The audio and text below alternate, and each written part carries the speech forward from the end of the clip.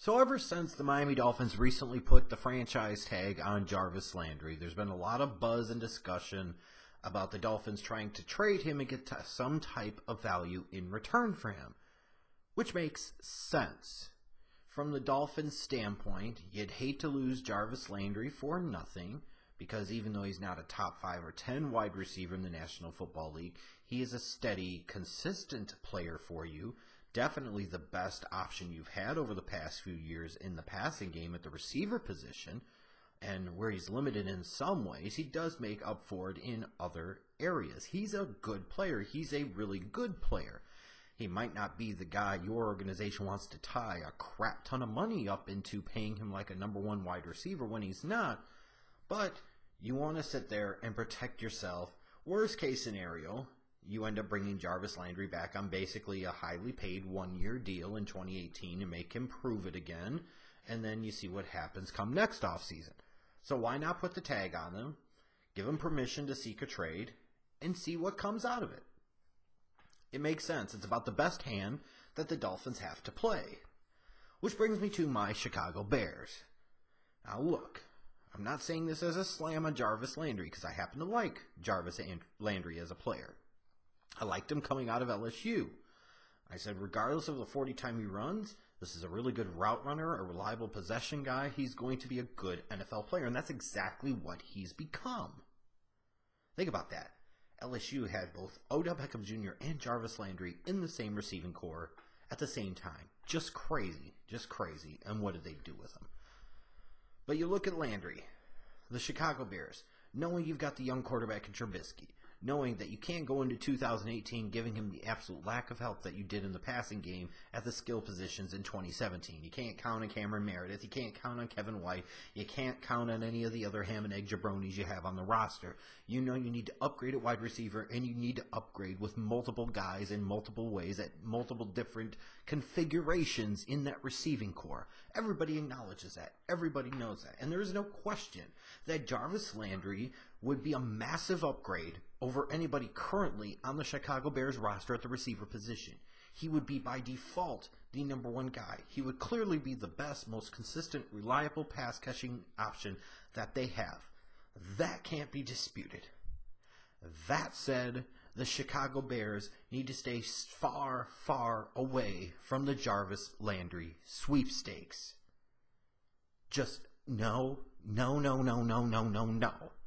Now, this is not just because of the report that came out early on Saturday from crazy-ass John Mullen talking about there was discussion between the Bears and the Dolphins revolving around Jarvis Landry and Jordan Howard, where the Bears would drop down from pick 8 to pick 11 in round 1 and pick up a third-round pick from the Dolphins in order to facilitate a trade. To me, I look at that, and Mullen may have had a source of it, but it just doesn't seem all that believable. It just doesn't seem to be all that realistic. If you're the Chicago Bears, even if you're talking about Matt Nagy coming in and bringing in a new offense and how Jordan Howard might fit, Jordan Howard is a better player than Jarvis Landry, period. Landry is good. Howard is better at what he does. That's just the way it is. Why, to get a guy who's going to touch the ball less than half of the time compared to what Jordan Howard does in the season, would you give up 3 spots in round 1 to do so?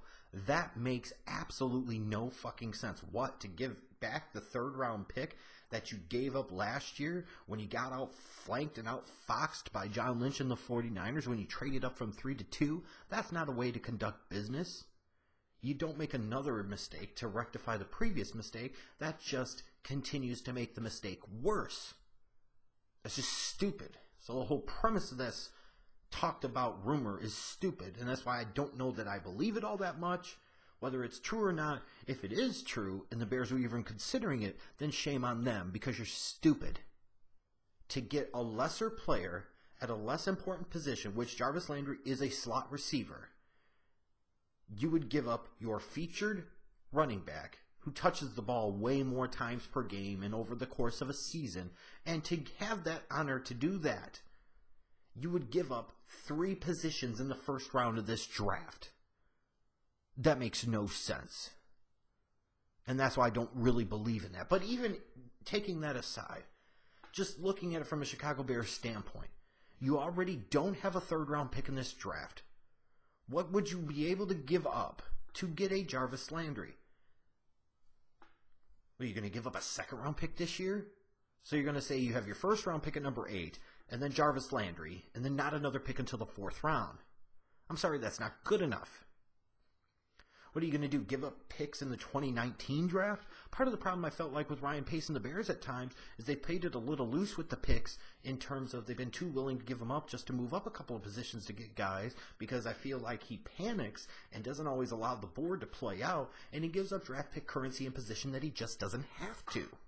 Why would you do that again for the sake, for the right of having to pay Jarvis Landry like $14 or $15 million to catch 100 balls and not even get 1,000 receiving yards? Even Marty Booker thinks that's substandard. Jarvis Landry is a good NFL player. He is not a great, game-changing, dynamic wide receiver. He is not going to make a bunch of big plays for you over the field. He does not change games for you. Why in the hell would you trade for a guy like that?